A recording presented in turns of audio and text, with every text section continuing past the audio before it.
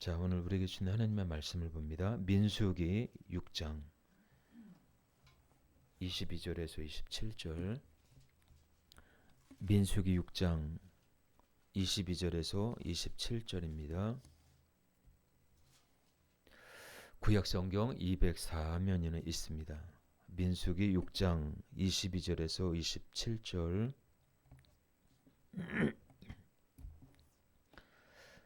우리 다 같이 한 목소리로 합독합니다. 여호와께서 모세에게 말씀하여 이르시되 아론과 그의 아들들에게 말하여 이르기를 너희는 이스라엘 자손을 위하여 이렇게 축복하여 이르되 여호와는 내게 복을 주시고 너를 지키시기를 원하며 여호와는 그의 얼굴을 내게 비추사 은혜 베푸시기를 원하며 여호와는 그 얼굴을 내게로 향하여 드사 평강 주시기를 원하노라 할지니라. 그들은 이같이 내 이름으로 이스라엘 자손에게 축복할지니 내가 그들에게 복을 주리라. 아멘. 할렐루야. 자, 우리 따라서 합니다. 축복의 통로가 되라. 자, 같은 제목으로 은혜를 나누도록 하겠습니다. 당신의 인생을 바꾼 말 한마디는 무엇입니까? 라는 질문에 사람들은 다양한 대답을 하지요. 잘 될 것입니다. 세상 별것 아닙니다. 좋은 일이 있을 것입니다. 이 한마디에 사람의 마음이 바뀌어지는 것을 볼 수가 있습니다. 여러분들 올 한 해도 우리의 말 한마디가 올 한 해를 결정한다는 사실을 기억해야 합니다. 러시아의 문호 도스토예프스키는 이런 말을 했죠. 잠을 자면 꿈을 꾸지만 잠을 자지 않으면 꿈을 이룬다. 수많은 젊은 사람들의 꿈을 이루는 일에 이 도스토예프스키가 그 열정을 불태우도록 독려했습니다. 여러분들 죄 많고 유한한 인간이 짧은 인생을 사는 동안 깨달은 몇 마디 말에도 사람들은 인생이 변한다는 것을 볼 수가 있습니다. 그렇다면 태초부터 온 우주 만물을 창조하시고 경영은 하나님이 주시는 놀라운 지혜와 진리의 말씀, 그리고 살아 역사하시는 능력의 말씀으로 타인을 축복한다면 그 사람의 인생이 변화되지 않을까요? 여러분의 인생을 바꿔놓은 혹은 여러분의 인생에 가장 큰 영향을 미친 말은 무엇입니까? 때로는 우리 말 한마디가 사람을 살리기도 하고 죽이기도 합니다. 올해는 여러분의 말 한마디로 에바다 열리는 역사가 있기를 주님의 이름으로 축원합니다. 오늘 우리가 함께 읽은 본문의 말씀은 제사장의 축복 기도입니다. 저와 여러분들은 이 시대의 제사장이에요. 여러분들은 축복을 해야 돼요. 남을 축복해야 합니다. 자신을 위해서도 축복해야 되지만 남을 위해서도 축복을 해야 돼요. 우리 하나님은 만복의 근원이시고 사랑하는 백성에게 복을 주기 원하셔요. 그래서 사람은 정말 복받은 존재로 태어난 거예요. 복을 받아야 돼요. 그래서 하나님은 사람을 통해 일하시고 역사하십니다. 복의 주체는 하나님이시지만 그 복을 전달하는 자는 우리가 되어야 된다라는 거예요. 남을 축복하는 것만큼 중요한 것은 없습니다. 축복의 내용은 모두 세 부분으로 이루어져 있죠. 각 문장의 주어가 오늘 본문에 여호와로 시작됩니다. 축복이 누구에게로부터 나오는지를 명확하게 설명해 주고 있어요. 사실 하나님께서 인간에게 복을 주실 때요, 축복을 주신다라기보다도 복을 주신다라는 표현이 맞는 거예요. 축복은 빌축자에다 복복자를 써서 남의 일이나 남의 미래가 행복하기를 비는 것을 말해요. 그런데 하나님께서 저 사람을 축복한다, 이 말도 어떻게 보면 맞는 말이지만은 그 말의 표현은 약간 다를 수가 있어요. 우리가 기도할 때 하나님 저 사람을 축복하여 주옵소서라기보다도 하나님 저 사람에게 복을 주옵소서라는 표현이 맞아요. 축복이라는 단어는 누군가에게 빌는 거거든요. 그런데 하나님이 누군가에게 빌 필요가 없다라는 거예요.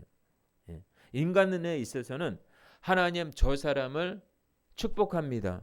이건 맞아요. 근데 복을 빌 때는 저 사람에게 복을 빌 때는 하나님 저 사람에게 복을 주옵소서. 하나님 예수의 이름으로 저 사람을 축복합니다. 이 말이 맞는 거예요. 저 사람에게 복을 위해서 기도할 때 하나님 저 사람에게 하늘의 신령한 은혜와 땅의 기름진 복으로 채워 주옵소서. 아니면은 하나님 저 사람에게 복을 주옵소서. 이 말이 맞는 거예요.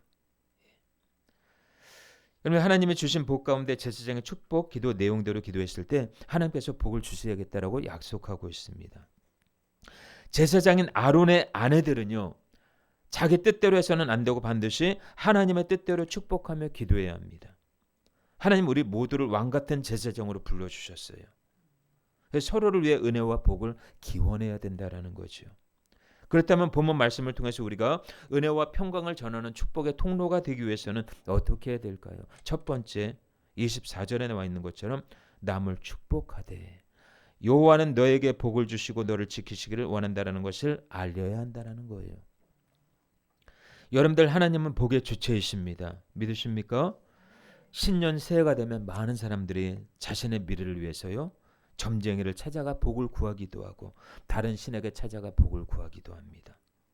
하지만 복이라는 것은요, 하나님께서 인간에게 주시는 유일한 선물이에요. 그래서 창세기 1장 26절에서 27절에 하나님은 인간을 만드시고 그들에게 복을 주셨습니다. 정복하고 다스리고 충만하고 번성하라. 그러나 인간의 불순종의 죄로 인해서 인간은 저주 아래 놓이게 되었습니다. 그리고 고통과 불행 속에서 살아가야만 하는 그런 운명적인 존재로 바뀌어졌다라는 거예요. 죄로 말미암아 저주받은 인간이 할 수 있는 것이라고는 아무것도 없습니다. 그 죄 가운데 영원한 지옥에 가는 것뿐이에요. 하지만 인간을 창조하신 하나님은 본체가 사랑 그 자체이기 때문에 인간을 창조하셨다라는 것은 뭐예요? 인간을 사랑한다라는 거예요. 그래서 인간으로 하여금 다시 살 수 있는 영생의 길을 주셨는데 그 길은 뭐예요? 예수 그리스도를 마음에 영접하는 거예요. 그래서 누구든지 예수 믿으면 구원을 받고 영생을 얻는 거예요. 할렐루야. 여러분들 예수 믿는다는 게 뭡니까? 예수 믿는다라는 것은요, 잃어버렸던 복, 정복하고 다스리고 충만하고 번성하는 그런 복들을 다시 회복하는 거예요. 할렐루야. 우리의 심령 가운데 예수 그리스도의 피의 흔적이 있는 자들마다 남들을 축복하며 기도할 때 그 복이 흘러가는 거예요. 그래서 여러분들 예수님의 이름으로 남을 축복하시길 바랍니다. 반드시 놀라운 역사가 여러분들의 삶을 통해 이루어질 거예요. 예수 그리스도만이 복의 근원이시에요. 예수 그리스도만이 인생의 모든 문제를 해결하십니다. 예수 그리스도만이 우리의 슬픔을 기쁨으로 바꾸실 수 있어요. 우리 아픔을 치유하실 수 있다라는 거예요. 누구든지 예수 그리스도 이름 외에 다른 이름을 전하면 저주를 받을 것이라고 갈라디아서 1장 9절은 말씀하고 있습니다. 여러분들 예수 그리스도만 통해서만이 복이 주어진다는 사실을 믿어야 돼요. 야곱이 12명의 아들을 축복했던 것처럼 저와 여러분도 예수님의 이름으로 남을 축복하시길 축복합니다. 로마서 12장 14절에 너희를 축복하는 자를 축복하라. 축복하고 저주하지 말라. 너희를 때로는 핍박하는 자에게 축복하라는 거예요. 너희를 축복하는 자에게만 축복하지 말고 때로는 너희를 핍박하는 자에게도 축복하라는 거예요. 남을 축복할 때 남도 잘 되지만 내가 잘 되는 거예요. 나를 위해서, 여러분들 자신을 위해서 축복하라는 거예요. 미워도 축복하라는 거예요. 여러분들이 잘 되길 원하신다면 남을 축복하시길 바랍니다. 요즘에는 남을 축복하기보다요, 남을 미워하고 정죄하고 판단하는 이 저주스러운 일들이 서슴지 않게 우리 사회에 일어나고 있습니다. 남의 잘 되는 꼴을 못 봐요. 오늘 이것이 오늘날의 우리 문제가 아니에요. 원수마귀는 창세 때부터 인간이 잘 되는 꼴을 볼 수가 없어서 죄를 미끼로 죄짓게 만든다라는 거예요. 그것은 뭐예요? 선악과예요. 교묘하게 하나님의 말씀을 변형시키죠. 너 이것을 먹는 날에는 반드시 하나님은 죽는다 그랬는데 뭐예요? 하와는 뭐라고 그래요? 죽을 까노라 이렇게 얘기해요. 이것을 먹는 날에는 죽을 까노라 이렇게 말했대요. 말씀에 대한 확신이 없는 거예요. 여러분 사탄의 주특기가 뭔지 아십니까? 하나님의 기록된 말씀을 그대로 믿지 않고 교묘하게 변형시킨다라는 거예요. 그것을 먹는 날에는 죽지 않는다 이렇게 얘기해요. 그래서 여러분들 우리 입술이 가장 중요한 거예요. 가난해도 죽겠다, 미치겠다, 이 부정적인 입술을 달고 살면 안 된다라는 거예요. 가난해도 나는 잘 되고 있다. 할렐루야. 죽는 그 정말 죽고 싶은 그런 상황이 올지라도 살겠네, 슬프다를 기쁘다로 바꾸시길 바랍니다. 슬픈 일 있을 때 기쁜 일이 올 거야. 그래서 민수기 14장 28절에는 이렇게 얘기하고 있습니다. 내 귀에 들린 대로 내가 네게 행하리라. 올 한 해도 여러분들이 어떤 말을 내뱉던지 하나님 그 말을 듣고 그대로 행한다는 것을 여러분들 기억하시길 바랍니다. 마음속에 화가 치밀어 오를 때 한번 혈기내면 속이 후련한 것 같지만요, 내 영혼은 조금씩 병들어간다는 거예요. 주체할 수 없는 분노가 일어날 때 주님 도와주세요. 예수의 피 잠잠할지어다 명령하는 것입니다. 여러분 인간이기 때문에 화를 안 낼 수는 없어요. 그렇지만 내 안의 혈기도 하나님의 성령에 의하여 다스림을 받아야 된다는 거죠. 안 그러면 그 혈기로 인해서 죄를 지을 수가 있습니다. 여러분들 항상 혈기는 미움을 동반한다는 것을 여러분들 기억하시길 바랍니다. 하나님은 우리 안에 미움이 없기를 원하셔요. 왜요? 미움이 살인이기 때문에.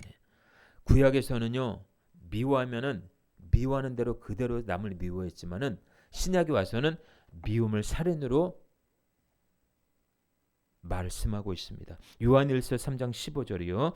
그 형제를 미워하는 자마다 살인하는 자니니 살인하는 자마다 영생이 그 속에 거하지 아니하는 것을 너희가 아는 바라. 여러분 남을 축복하면 축복하는 당사자에게 엔돌핀이 돈다라는 연구 결과가 나왔어요. 사람이 질병이 생기는 원인 중에 하나가 뭔지 아세요? 스트레스예요. 스트레스 없는 사람은 없어요. 누구나 다 스트레스를 받고 살아갑니다. 이 스트레스는요, 욕심에서 나오는 거예요.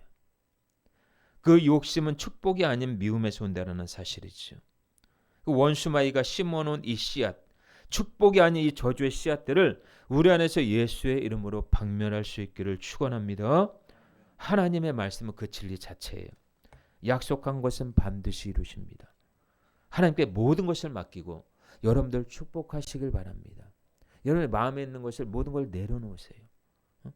편안하게 내려놓으세요. 내려놓고 살아가시길 바랍니다. 나의 억울함도 하나님이 책임져 주실 거예요. 아멘. 자, 두 번째로요. 축복의 전달자가 되기 위해서는요. 자, 25절 한번 읽어볼까요? 25절. 민수기 6장 25절 시작. 은혜 베푸시기를 원하며 아멘. 하나님은 그 얼굴을 내게 비추사 여러분에게 은혜를 베푸시기를 원한다라는 거예요. 하나님은 만민에게 그 얼굴을 비추셔요. 믿는 자나 믿지 않는 자나 숨쉬는 공기와 건강을 주실 수 있는 모든 먹을 수 있는 만물의 풍성함을 허락하셨어요. 이게 일반 은총이에요. 하지만 이 놀라운 진리를 깨닫는 자들은 극소수에 불과하다라는 거죠. 깨달은 사람만 만물의 풍성함을 보며 감사할 수 있지, 그렇지 못한 사람은 매사에 불평불만한다라는 거예요. 바로 은혜와 평강을 전달하는 축복의 통로가 되기 위해서는 먼저 우리 자신부터가 하나님의 은혜를 받아야 된다라는 거예요. 얼굴을 비춘다라는 말은 얼굴은 신체 중에서 감정을 잘 표현하는 것이기 때문에 관계의 회복을 말합니다. 여러분들 얼굴을 돌린다라는 게 뭐예요? 요청을 거절하거나 외면하는 것을 말하죠. 사실 하나님은 영이시기 때문에요. 어떠한 형상도 취하지 않습니다. 따라서 하나님의 이 얼굴이라는 말은 하나님의 인격을 나타내주고 있어요. 그분의 성품을 보여주고 있습니다. 죄 가운데 살아가는 우리 인생은 누구도 거룩하신 하나님을 볼 수가 없어요. 그만큼 하나님의 친밀함으로 이해할 수가 있죠. 여러분들 이 땅에서 하나님을 본 사람은 없습니다. 그래서 주의 백성은 성육신하신 하나님의 독생자 예수 그리스도를 통해서만 하나님을 알 수 있고 예수 그리스도를 통해서만 하나님 앞에 나아갈 수가 있는 거예요. 이렇게 하나님은 범죄하고 회개하지 않는 자들에게도 그 얼굴을 숨기시고 하나님의 자비를 구하는 자들에게는 그 얼굴을 향하셔 그 은혜의 빛을 비춰주신다라는 겁니다. 여러분들 만약에 하나님께서 그 얼굴을 가르신다면 어떻게 될까요? 욥기 13장 24절에는요. 하나님의 얼굴을 가리는 것을 진노의 표시로 삼고 있습니다. 그 고대 근동 이 사회에서는요. 여자들이 외출할 때 낯선 사람을 만나면 베일로 얼굴을 가리는 풍습이 있었다고 해요. 창세기 24장 65절에도요. 리브가가 이삭인지 모르고 눈을 들어보니까 어떤 낯선 사람이 걸어오는 것을 본 거예요. 그때 너울을 가지고 얼굴을 가리죠. 예. 창기들이라고 해서 예외는 아닙니다. 얼굴을 가린다라는 것은 뭐예요? 수치를 당하거나 슬픔을 당하거나 죽음을 암시할 때 종종 얼굴을 가리는 풍습이 있습니다. 뿐만 아니라 하나님 앞에서 얼굴을 가린다라는 표현은요. 어떻게 보면 경외함의 표시이기도 해요. 너무나 하나님이 거룩하시기 때문에. 하나님 우리에게 얼굴을 비추셔서 은혜를 베푸시기를 원한다라는 거예요. 그 자체가 응답이고 어떻게 보면 그 자체가 생명이고 그 자체가 우리에게는 능력이 된다라는 것입니다. 아멘. 그 수많은 세월 속에서 어떤 사람은 고통 속에 살아가기도 해요. 질병으로 인해서, 자녀 문제로 인해서, 삶의 여러 가지 문제로 인해서 이 어두운 터널이 좀 더 빨리 지나갔으면 하는 그런 마음이 들기도 합니다. 하나님을 찾을 때 하나님은 우리를 만나 주십니다. 스가랴 14장 7절에는 이렇게 말씀하고 있습니다. 여호와께서 하시는 한 날이 있으리니 낮도 아니요 밤도 아니라 어두워갈 때 빛이 있으리로다. 아멘. 여러분들 우리는 빛 대신 주님이 없으면 어둠의 길을 찾아갈 수 없는 존재입니다. 하나님을 의지하지 않으면요. 우리 안에 뭐가 침투합니까? 염려와 근심이 침투해요. 그래서 늘 주님을 바라보라는 이유가 그거예요. 늘 주님을 분초마다 생각하라는 이유가 바로 그거예요. 시편 119편 105절에 주의 말씀은 내 발의 등이요 내 길의 빛이니다라고 고백하고 있습니다. 여러분들 우리의 인생은 뭐와 같아요? 길을 찾아가는 미로와 같다라는 거예요. 마치 마라톤 경주를 향해 마라톤 결승점을 향해서 달려가는 마라톤 선수와 같아요. 그 인생의 목적지가 바로 그거라는 거예요. 주님의 얼굴을 우리에게 비춰질 때 우리는 사망의 늪에서 깨어날 수 있습니다. 주님의 얼굴이 우리에게 비춰질 때 우리는 생명을 얻고 그 생명 가운데 살아갈 수가 있어요. 그러므로 우리는 그리스도 예수 안에서 평강 가운데 힘써야 합니다. 할렐루야. 왜요? 우리에게 부르심을 주셨기 때문에, 우리가 부르심을 받았기 때문에. 그 평강 가운데 힘쓴다라는 것은요, 예수님이 나를 위해서 죽어주셨고 지금도 우리에게 생명을 부여하신다라는 거예요. 그래서 말씀 안에서 벗어나지 않고 힘써 충성하는 거예요. 이유가 바로 그거예요. 그래서 우리는 은혜를 받아야 합니다. 은혜를 받아야만 살 수 있는 존재예요. 물고기가 물을 떠나서는 살 수가 없듯이 우리 인생은 주님을 떠나서는 살 수 없는 존재입니다. 주여 메마른 나의 심령에 성령을 물부터 부어주셔서 하나님의 선한 영향력을 가는 곳마다 끼칠 수 있는 능력의 통로가 되게 하여 주시고 나를 통해서 많은 자들이 주님 앞으로 돌아오는 은혜의 역사가 있게 해달라고 우리는 그렇게 기도해야 될 줄로 믿습니다. 자, 세 번째로요. 축복의 통로가 되기 위해서는 하나님은 평강의 하나님이라는 것을 기억하셔야 돼요. 우리 26절 한번 읽어볼까요? 26절 시작. 여호와는 그 얼굴을 내게로 향하여 대사 평강 주시기를 원하노라 할지니라. 아멘. 여러분 하나님이 때로는 악을 보면은 심판하시기도 해요. 그렇죠? 근데 심판의 목적이 아니에요. 심판을 통해서 돌아오는 게 하나님의 뜻이에요. 여러분 자녀들이 말을 듣지 않아요. 그럼 부모가 때로는 매를 들죠. 훈계를 합니다. 그게 목적입니까? 사랑해서. 사랑한다고 해서 그것까지 안 한다면 애가 탈선해버립니다. 삐딱하게 나가요. 하나님의 목적은 평강이고 복을 주시기 원한다라는 거예요. 여러분들 평강이라는 말은요. 걱정이나 탈이 없는 것을 말합니다. 여러분 우리가 세상을 살아가면서 왜 걱정이 없겠어요? 왜 염려가 없겠습니까? 돈 걱정해야지요. 자녀 걱정해야지요. 아무것도 아닌데 먹을 걱정하지요. 오늘은 뭐 먹지? 내일은 어떻게 살아가지? 아직 이루어지지 않은 일들을 쓸데없이 걱정하는 사람들이 너무 많습니다. 골로새서 3장 15절은 말씀합니다. 하나님의 평강이 너희 마음을 주장하게 하라. 평강을 위하여 너희가 부르심을 입었나니 너희는 또한 감사하는 자가 되라. 아멘. 이럴 때 평강이 하나님께서 여러분들을 거룩하게 하시고 온 몸과 혼과 육이 주오실 그날에 흠없이 보존되게 하실 줄로 믿습니다. 그래서 우리 예수님께서 두렵고 떨고 있는 제자들에게 나타나 하신 말씀이 뭐예요? 첫 번째가 두려워 말라. 너에게 평강이 있을지어다. 여러분들 마음에 평강이 넘쳐날 수 있기를 축복합니다. 여러분들 지금 이 시대가 두렵고 떨림 속에 살아가고 있는 시대예요. 작년 2024년만 하더라도요. 우리나라에 많은 재난과 기근이 닥쳤어요. 그 두려움 속에서 지내야만 했던 시간들이 많은 사람들에게 상처와 아픔으로 남았습니다. 평강을 잃어버린 이 시대에 하나님은 우리에게 평강을 약속하고 계셔요. 지금도 사람들의 마음 한구석에는 아직도 혼돈과 공허함이 자리 잡고 있습니다. 여러분들 생각 없이 사는 것도 문제이지만요. 생각이 너무 복잡한 것도 문제예요. 우리가 주님과 연합되기 위해서 십자가 앞에 나아가 우리의 마음을 하나님 앞에 토로하는 것이 필요해요. 주님, 나는 연약합니다. 주님이 없으면 나 살 수 없어요. 주님 도와주세요. 그래 주님의 임재를 구하는 거예요. 주님의 소리를 듣기 위해 주님 앞에 나아가는 훈련을 할 수 있기를 축복합니다. 그래서 마태복음 11장 12절은 말씀하시기를 천국은 침노하는 자가 받는다고 그랬어요. 다른 것은 다 양보하되 영적으로 은혜 받는 일은요, 양보하면 안 돼요. 할렐루야. 남들보다 기도 시간을 좀 더 늘리시고 말씀 보는 시간을 좀 더 늘리시기를 바랍니다. 우리의 심령이 거룩할 때 모든 것이 회복되는 거예요. 여러분의 심령이 회복될 수 있기를 축복합니다.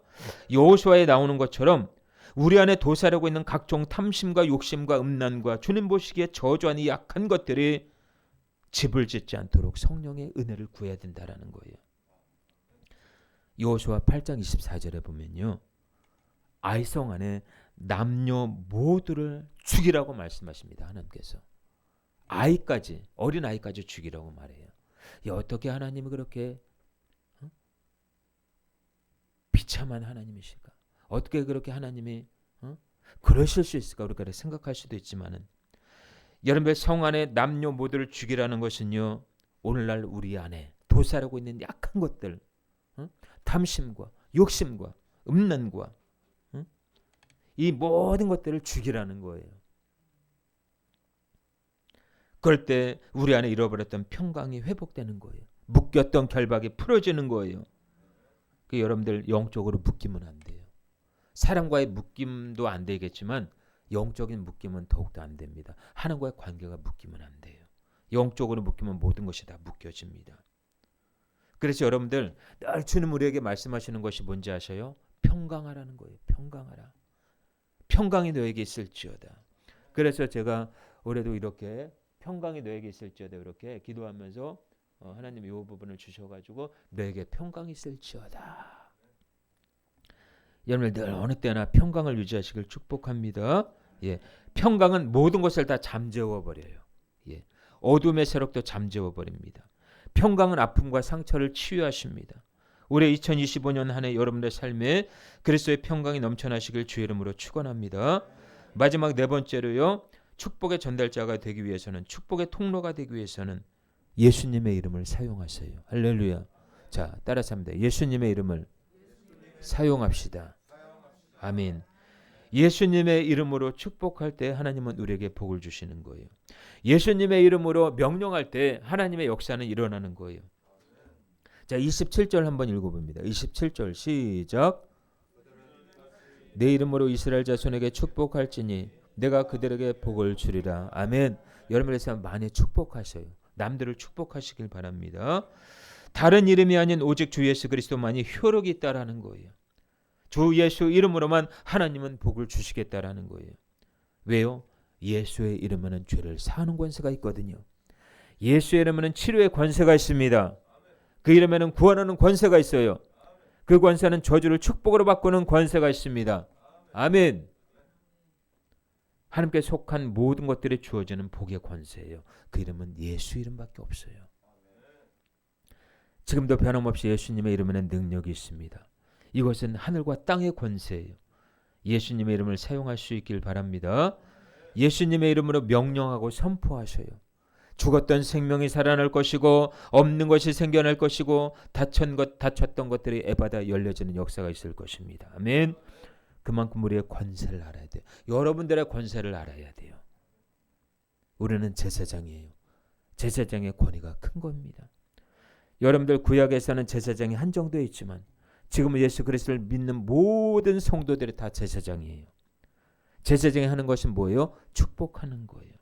자신을 위해서 축복하고 남편을 위해서 축복하고 아내를 위해서 축복하고 자녀를 위해서 축복하는 거예요. 그런 축복하는 그릇으로 우리를 부르셨다라는 거죠. 여러분들 이 시대가 어떤 시대입니까? 서로 입으로 상처 주고 미워하고 거짓을 일삼고 교만하고 토색하고 남을 죽이는 일에 혈안이 되어 있어요. 사람은 반드시 행한 대로 보응받게 되어 있어요. 올 한 해 많이 사랑하고 많이 섬기시고 많이 용서하시고 많이 기도하시고 많이 전도하시고 그래서 여러분이 그 일로 살아갈 수 있기를 주의 이름으로 축원합니다. 먼저 여러분들의 영이 살아야 돼요. 여러분들의 영이 살아야 육신의 삶도 살아갈 수가 있는 거예요. 올해는 하나님의 마음에 합한 자가 되기 위해서 여러분 자신을 위해서 하나님 앞에 불태우시길 바랍니다. 신앙에 좀 더 성장했으면 좋겠어요. 아멘. 말씀을 정리합니다. 하나님은 아론과 그의 아들들로 하여금 이스라엘 자손을 축복하라고 명령하십니다. 제사장은 하나님의 백성 사이에서 중보 역할을 하는 축복의 역할이에요. 통로 역할이에요. 오늘날 우리는 거룩한 제사장입니다. 예수님의 이름으로 많은 자들을 축복하시길 바랍니다. 그 복들이 여러분에게 고스란히 돌아올 거예요. 아직도 어두운 그날에서 인생의 목적과 방향을 이루고 살아가고 있는 자들에게 은혜와 평강을 전달하는 축복의 통로로 쓰임받는 저와 여러분들의 되시기를 주 예수 그리스도 이름으로 축복합니다. 아멘. 우리 찬양 한 장 부르고요.